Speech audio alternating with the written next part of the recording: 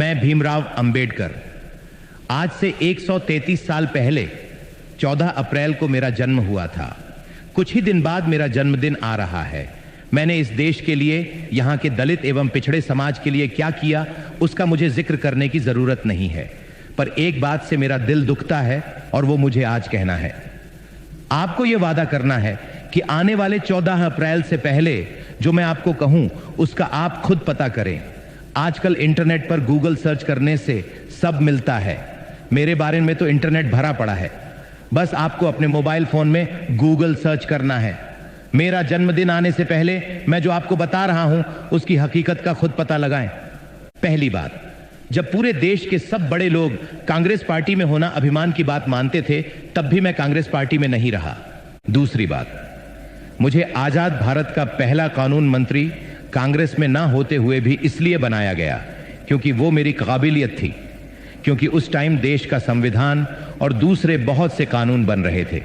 तीसरी बात, कानून मंत्री रहते हुए मुझे कांग्रेस के प्रधानमंत्री नेहरू और बाकी कांग्रेस के सभी लोगों ने हमेशा बेइज्जत किया, और इतना ज्यादा बेइज्जत किया कि आखिर में मुझे 1951 में इस्तीफा देना पड़ा।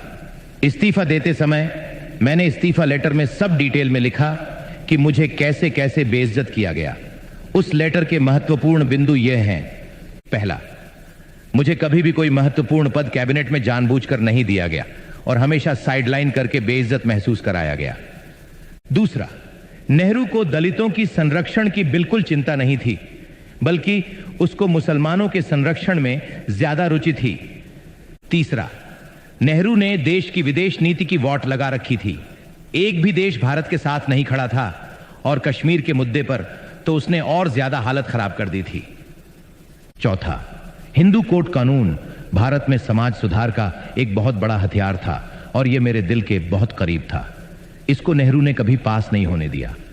मैंने जितनी कोशिश की, नेहरू और कांग्रेस ने उतना ही ज्यादा रोड़ा अटकाया। इन सब बातों से परेशान और बेइज्जत होकर मुझे अंत में इस्तीफा देना पड़ा।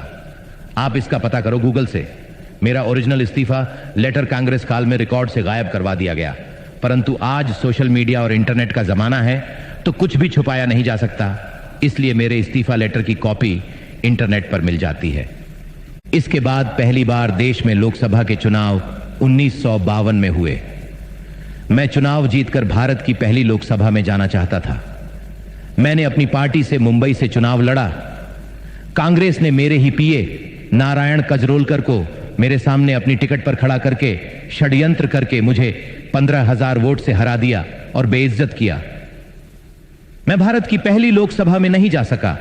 फिर दोबारा पहली लोकसभा में जाने का मौका 1954 में आया, जब महाराष्ट्र के भंडारा में उपचुनाव की घोषणा हुई। मैंने यह चुनाव लड़ा। यहां भी कांग्रेस ने मेरी ही बिरादरी के भाऊराव बोरकर को मेरे सामने खड़ा करके मुझे हराया और बेइज्जत किया। नेहरू और कांग्रेस ने मुझे देश की पहली लोकसभा में घुसने ही नहीं दिया, और दूसरी लोकसभा के चुनाव से पहले मैं देह छोड़ चुका था। यह बेइज्जती मेरी मृत्यु के साथ ही नहीं रुक गई, ये चलती रही। मृत्यु के बाद भी जब तक कांग्रेस सरकार रही तब तक मुझे भारत रत्न नहीं मिला। नेहरू ने जिंदा रहते रहते खुद को ही 1955 में भारत रत्न दे दिया। उसकी बेटी इंदिरा, उसके दोहिते राजीव, सबको भारत रत्न दिया गया। यहां तक कि ईसाई धर्म का भारत में प्रचार करने वाली विदेशी मदर टेरेसा को भी भारत रत्न दे दिया गया।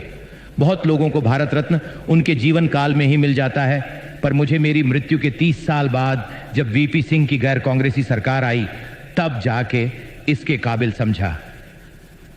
मुझे बड़ा दुख होता है जब मैं ये देखता हूं कि मेरा अपना समाज, जिसके लिए मैंने अपना सब कुछ कुर्बान कर दिया, वो उन लोगों का वोट बैंक बना हुआ है जिन्होंने ना केवल जिंदगी भर बल्कि मरने के बाद भी मुझे इतना बेइज्जत किया।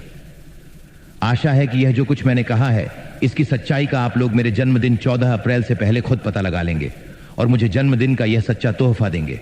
भारत माता की जय।